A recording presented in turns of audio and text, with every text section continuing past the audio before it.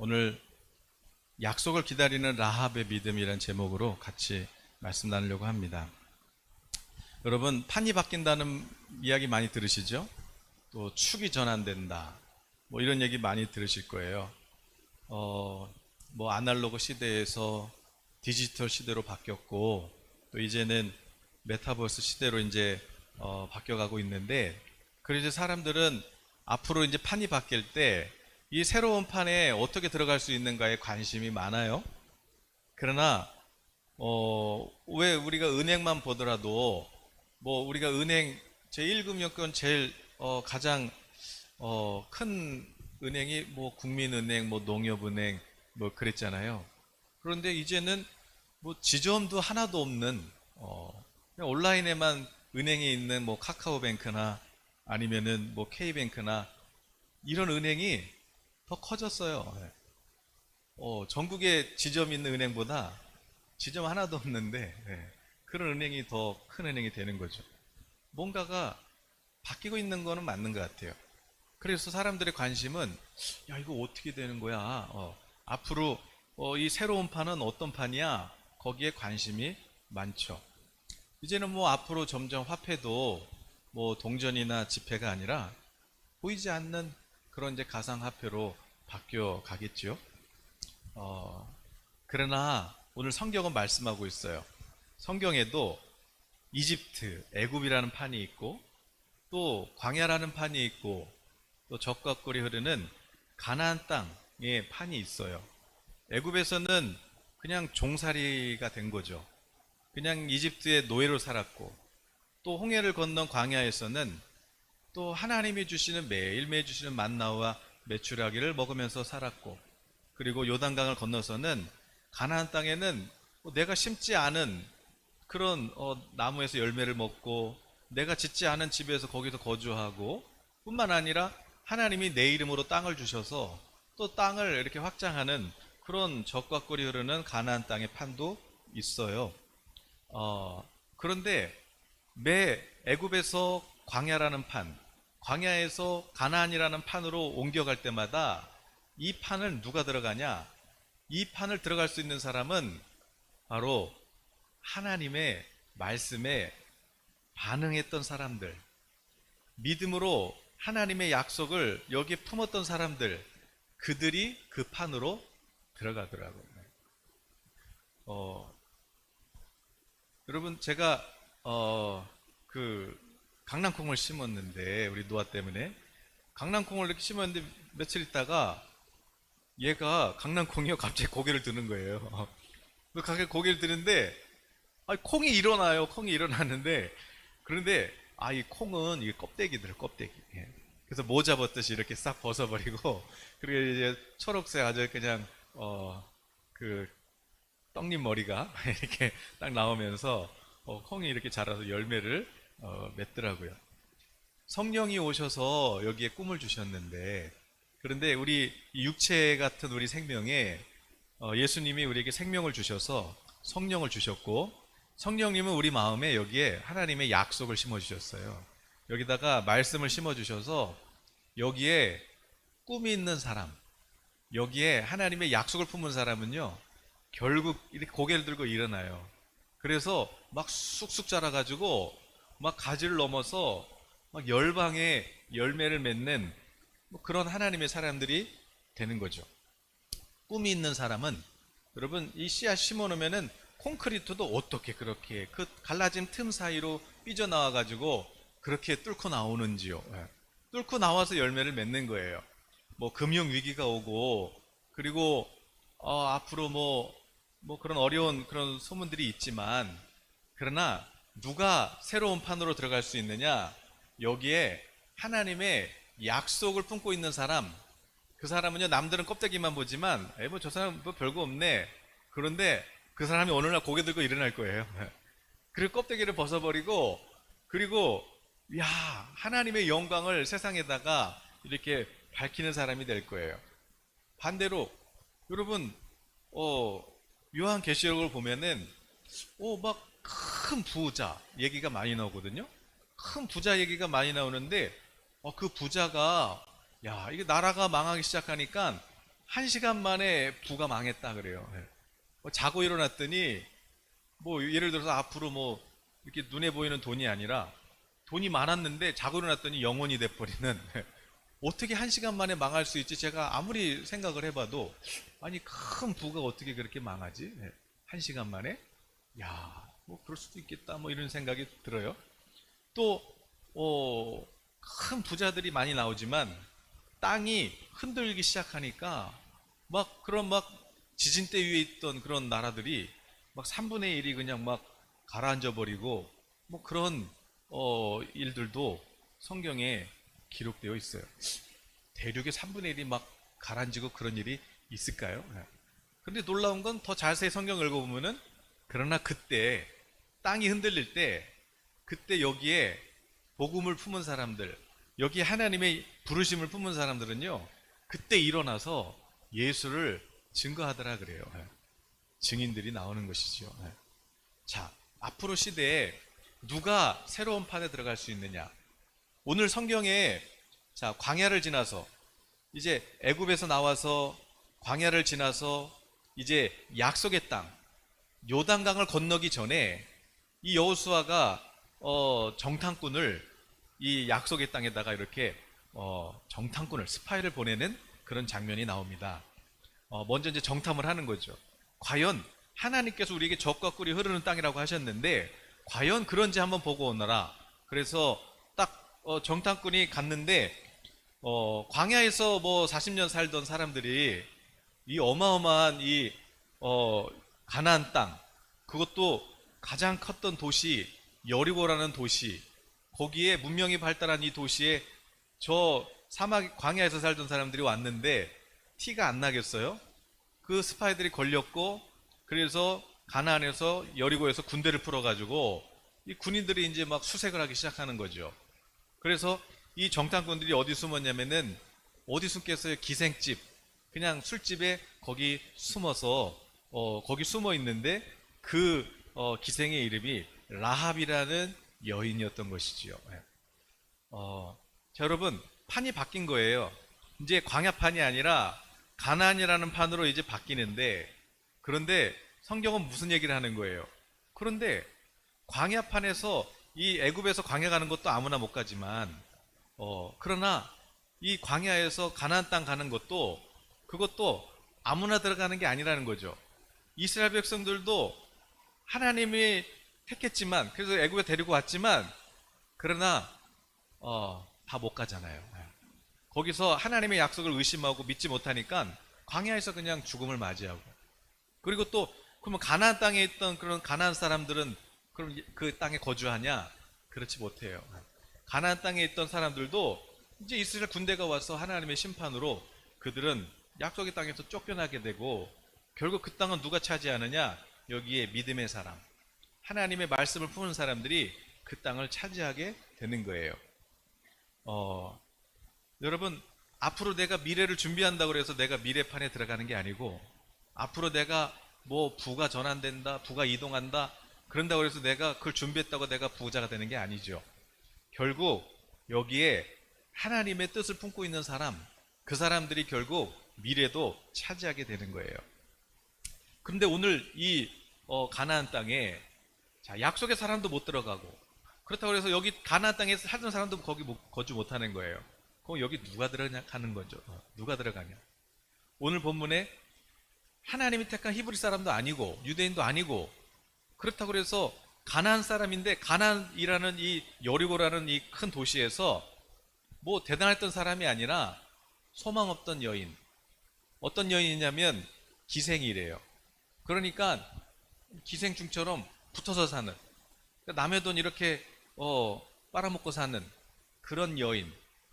술 따르면서 이제 술 마시러 오시는 그런 뭐 손님들 그 돈 이렇게 그거 벌어먹고 사는 한 여인이 등장해요. 소망도 없고 그리고 뭐 가장 그 사회에서 가장 소망 없는 가장 밑바닥 인생 여인이 찾아옵니다. 이 여인이 등장을 하죠. 그런데 이 여인에게는 꿈이 있었어요. 이 여인에게는 그냥 뭐 영적인 꿈도 아니고 뭐 대단한 꿈도 아니에요. 그러나 한 가지 내가 이 밑바닥 인생에서, 내가 이 수를 따르는 인생에서 정말 탈출하고 싶다. 나 여기서 한번 내 인생을, 정말 내 인생이 뭔가 이렇게 좀 구원을 받고 싶다. 아, 내가 더 이상 이렇게 살고 싶지가 않다. 그러나 내 현실은 돈을 벌어야 되고, 또 우리 가족이 있고 부모님이 계시고 형제들이 있고, 내가 술을 팔지 않으면은 살 수가 없는 그런 상황. 그럼에도 불구하고 나는 여기서 벗어나고 싶고 여기서 탈출하고 싶은 이 여인. 오늘 하나님께서 정탐꾼을 보내서 그 여인의 집에 보내십니다. 그런데 이 정탐꾼들을 잡으려고 군대가 온 거예요. 군대가. 왜냐하면 벌써 딱 냄새가 나잖아요. 야, 이쪽으로 왔는데 이 이스라엘 정탐꾼들이 혹시 일로 들어오지 않았냐? 그랬더니 이 여인이 거짓말을 하는 거예요. 아, 내가 보긴 본 것 같은데 이 집으로 안 들어왔고 저기 이렇게 해서 지나서 저 성 밖으로 나가던데요? 아니, 그래? 확실해? 근데 지금 이게 자기가 국가 반역죄 아닙니까? 이게 걸리면 끝나는 거잖아요. 근데 어차피 이 여인은 이럴 게 없었어요. 내가 소원은 뭐냐면 나는 이 기생의 삶에서 벗어나고 싶은 소원밖에 없었죠. 그래서 이제 군인들이 나간 거예요. 그리고 나서 이 정탐꾼들을 불러서 내가 술 따르다가, 내가 어떤 손님들 이렇게 술 따르다가 소문을 들었다.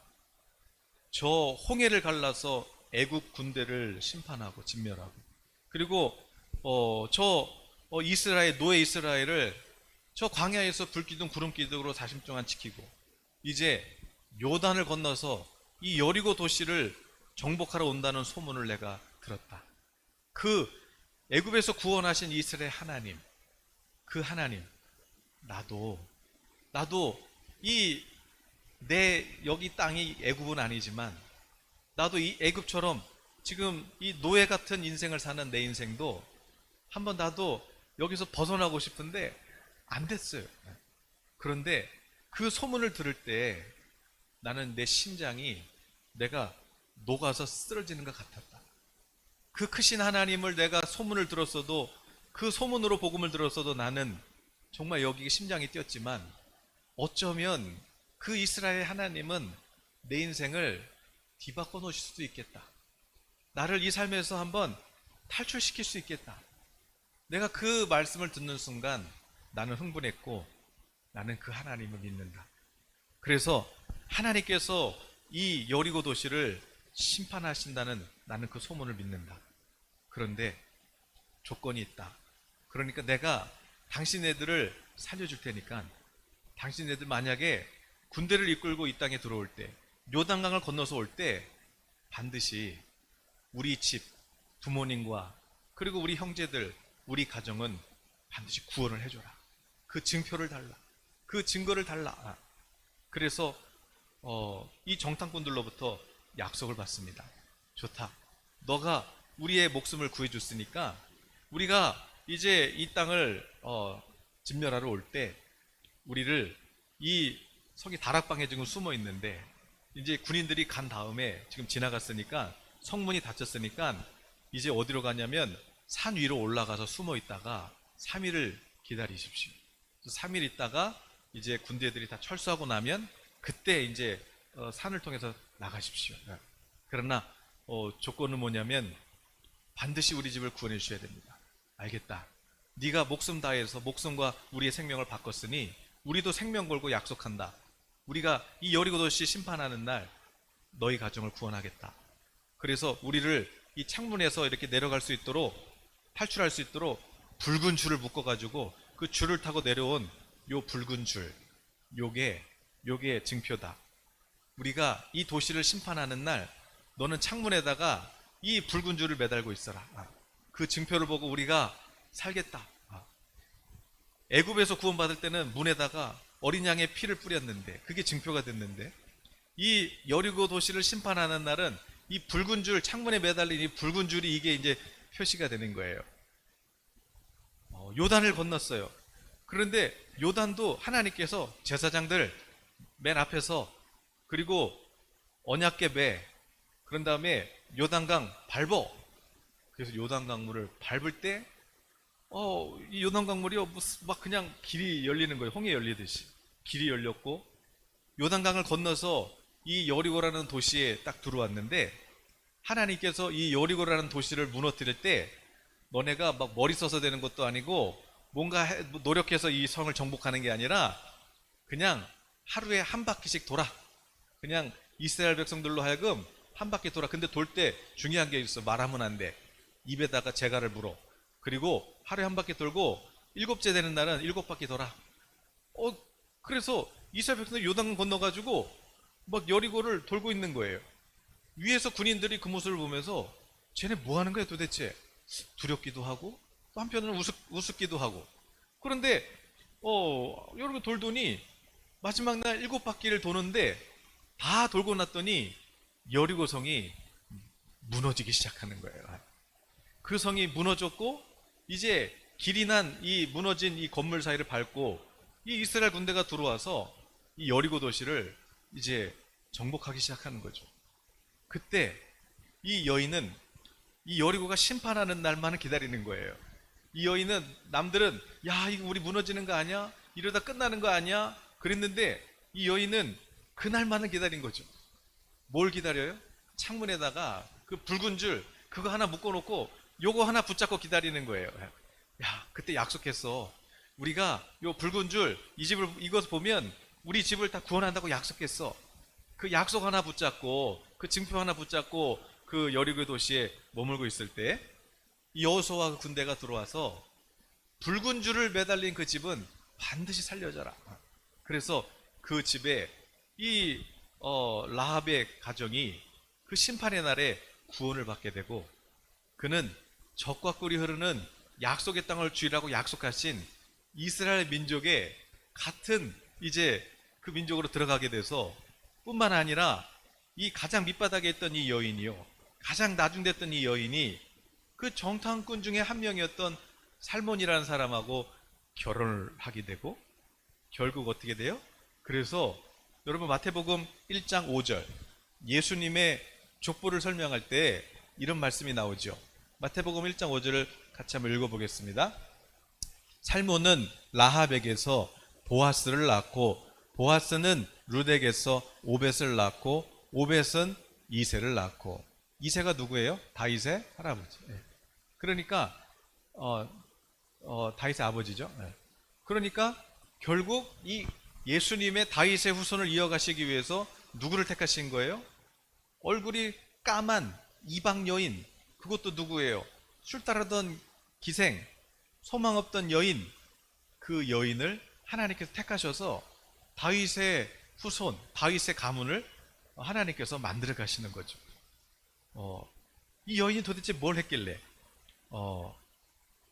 여러분 여호수아 6장 22절에서 25절에 보니까 여호수아 6장 22절에서 25절에 여호수아가 그 땅을 정탐한 두 사람에게 이르되 그 기생의 집에 들어가서 너희가 그 여인에게 맹세한 대로 그와 그에게 속한 모든 것을 이끌어내라 하매 정탐한 젊은이들이 들어가서 라합과 그의 부모와 그의 형제와 그에게 속한 모든 것을 이끌어내고 또 그의 친족도 다 이끌어내어 그들을 이스라엘의 진영 밖에 두고 무리가 그 성과 그 가운데 있는 모든 것을 불로 사르고 은금과 동철기구는 여호와의 집 곳간에 두었더라. 여호수아가 기생 라합과 그의 아버지의 가족과 그에게 속한 모든 것을 살렸으므로 그가 오늘까지 이스라엘 중에 거주하였으니 이는 여호수아가 여리고를 정탐하려고 보낸 사자들을 숨겼음이었더라. 그의 가정이 다 불타버리는데 구원을 받았을 뿐만 아니라 예수 그리스도의 길을 예비하는 천국의 명문 가문이 되는 것이에요. 이 여인이 무엇을 했길래 그러죠? 가장 소망 없고 가장 나중됐던 이 여인. 그러나 자신의 삶에서 소원이 있었어요. 하나님, 하나님도 몰랐죠. 영적인 사람도 아니었어요. 그냥 세상에서 술 따르던 기생이었어요. 그러나 단 한 가지 소원은 있었어요. 내가 여기서 탈출하고 싶다. 내가 이 삶에서 벗어나고 싶다. 그러나 환경은 불가능해요. 이게 내 힘으로 그럴 수가 없어요. 빚이 얼마고 또 먹을 것은 없고 이것은 평생 나는 노예로 살 수밖에 없는 그런 상황이었어요. 그러나 하나님의 말씀을 직접 들은 것도 아니고 소문으로 들었고 술 따르는 그 손님들의 그 소문을 통해서 들었음에도 불구하고 홍해를 건너 이스라엘을 구원하신 하나님, 야, 애굽에서 이스라엘 탈출하신 하나님, 이 하나님은 내 삶도 구원할 수 있겠다.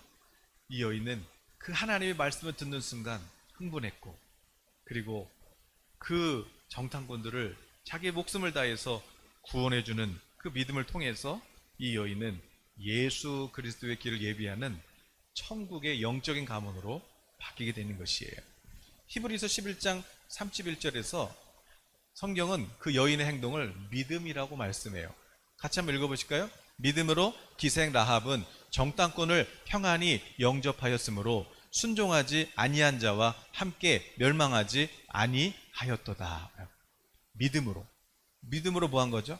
이 여인은 정탐꾼들을 영접해서, 그래서 순종하지 않았던 그들, 멸망했던 그들 속에 있지 아니했고 하나님의 말씀 안에 순종함으로 거기 거하는 믿음의 여인이 되었다, 그렇게 말씀하고 있고, 야고보서는 이것이 하나님의 의롭다함을 받았다 그래요. 야고보서 2장에 보니까 또 이와 같이 기생 라합이 사자들을 접대하여 다른 길로 나가게 할 때에 행함으로 의롭다 하심을 받은 것이 아니냐.